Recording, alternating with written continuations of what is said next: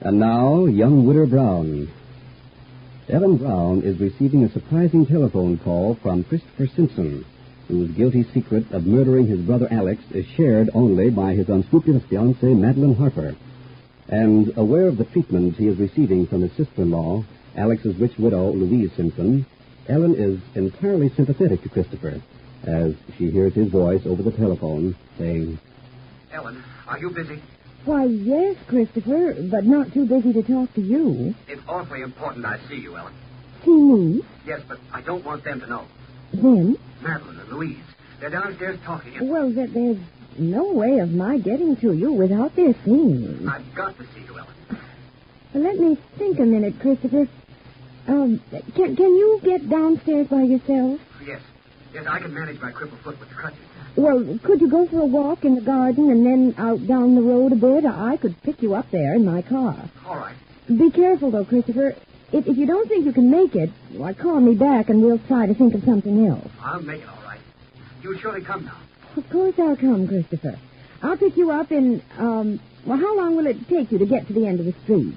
Well, about 20 minutes. Well, I'll be there, Christopher. Goodbye. Goodbye, Ellen. As she turns from the telephone, Ellen is unprepared to find her friend Noreen Temple standing in the doorway. Noreen, I didn't know you were here. I came in while you were on the telephone. You're meeting someone, I take it. Yes, Christopher Simpson. He wants to talk to me. So soon after the funeral of his brother Alex? Looks suspicious to me. Perhaps. But I couldn't refuse him, Noreen. No, of course you couldn't. Where's his fiancée? He said Marilyn Harper was downstairs talking with Louise Simpson. He meant they were fighting, no doubt. Louise was here a little while ago. Louise is a busy girl the day of her husband's funeral. Wouldn't it be a little more civilized if she at least pretended to be grieved over his sudden death? I think it would. But she isn't bothering about things like that, Noreen. What is she bothering about? She's worrying about whether I think she's going to try to take Anthony away from me. She didn't say that, did she? Yes, she did. Louise is suddenly very sure of herself. The fortune Alex left her has given her a new power, and she apparently intends to use it in every way she can to get what she wants. And she wants Anthony. Yes, and she's quite frank about it. She's probably being quite frank to Christopher and Madeline, too. Oh, Louise is being pretty brutal to Christopher. She's practically kicking him out, Noreen. She's very determined that all the money Alex left is going to be hers, and his brother can just go along on the original allowance from the estate. But Christopher's pretty badly crippled now. I know. I mentioned that to her, but it made no impression. Well, anyway, she isn't going to bother me because she knows I don't approve of her. What about her using her financial control over Health Center Hospital as a threat to make Anthony kowtow to her? That's something else again. But, Noreen, I can't run Anthony's affairs for him to that extent. I don't know how. And he wouldn't like it. You have a good point there. The important thing is to go on being what I am, not changing because Louise has suddenly been made a wealthy widow who wants to marry Anthony. You couldn't change anyway, Ellen. Well, I've got to go and meet Christopher Simpson. He sounded so desperate over the telephone. Ellen, watch out. They're all dangerous people. Christopher dangerous? Oh, Noreen. He's being cheated out of money he feels should be his, and his sister-in-law Louise is doing the cheating. And she hates you, Ellen. So don't make too many promises to Christopher. Don't fight Louise for his sake. She can hurt you, Ellen. Really hurt you if you're not careful. Meanwhile, Christopher struggles down the stairs at Louise Simpson's house, past the living room where Madeline is now saying to Louise, "You're a top girl now, Louise, and I'm frank to admit it. Now you're being intelligent, Madeline, which is a good thing. I'll admit I did try to cut you out of a few benefits. When your husband was alive, I accentuated all the things you didn't have." "You amaze me, Madeline. This abject apology." "It's no apology, Louise. I'm just admitting that you have the advantage now. Therefore, I have to bargain with you." "All right, bargain. But if it's going to cost me money, you're wasting your breath. Louise, you want to stay in Simpsonville and enjoy your new exalted position, don't you?" "Yes.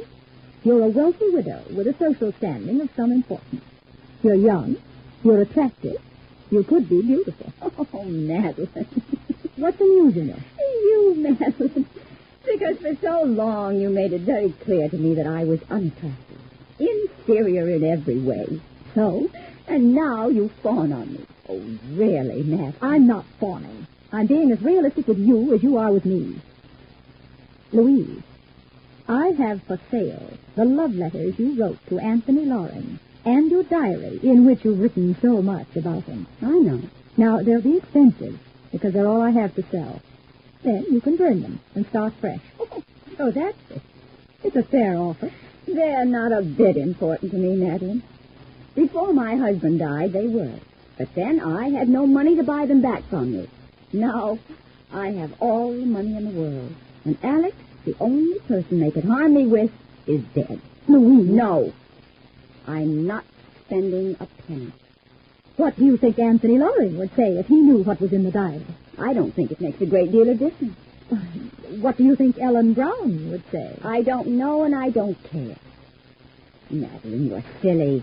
My diary and my letters to Anthony are worth nothing. I've already told Ellen that I've been in love with Anthony for years. You devil. Such schematics, Madeline. And this is my house. And I don't choose to listen to that kind of thing. Will you go, please? I could kill you. I wouldn't if I were you. Although I'm sure you've thought of it before. You have no right to do this. You have no right. Will you get out of here, Madeline, before I call someone and have you put out? This is my house. Get out of it. I'll get out of it, Louise. But let me tell you something first. You can't tell me anything, Madeline. You can't tell me a thing. Now, get out. And at the end of the street, Ellen slows down her car as she sees Christopher Simpson leaning against the fence, waiting for her. Christopher, did I keep you waiting? I'm sorry. It's all right, Ellen. Well, can you get in the car all right? You look so weary. Take my crutches. All right. Chris, should you be doing this? Oh, why not? There. I'm all right now. Where would you like to go, Christopher? Back to my house or just drive around? How about your garden, Ellen? My garden? All right. Let's go there, then, and sit. All right, Christopher. Just the way you say that, Ellen. All right. It's a nice word. It makes you think maybe things could be all right. Only they aren't with me. You're all right. Your life's all right. Everything is good, but... Christopher, you're terribly upset about Alex. You feel guilty. I don't feel guilty. There's no reason for... Yes, Ellen, I do. You're right. But what you have to do is look to the future.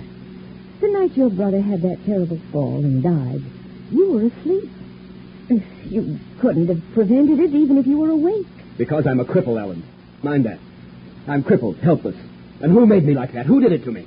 Christopher, we are not going to discuss Dr. Loring. My brother, Ellen. My brother. We're discussing my brother Alex. He did it. Ellen. Where are we, Ellen? We're in my car, Christopher. You're coming home with me to see the garden. Oh, thank you. Thank you very much. It's good of you to invite me. Not at all. No, it's a strange thing. I seem to black out occasionally. Have you ever done that, Ellen? I wonder, is it the pills I take to make me sleep? Could they have that effect on me? By George, I don't remember your coming to the house. Where did you pick me up? I feel as if I were coming out of a dream, Ellen. As if I were coming out of a dream. How long can Christopher bear the strain of knowing he murdered his brother Alex? And why has he suddenly turned to young Widder Brown?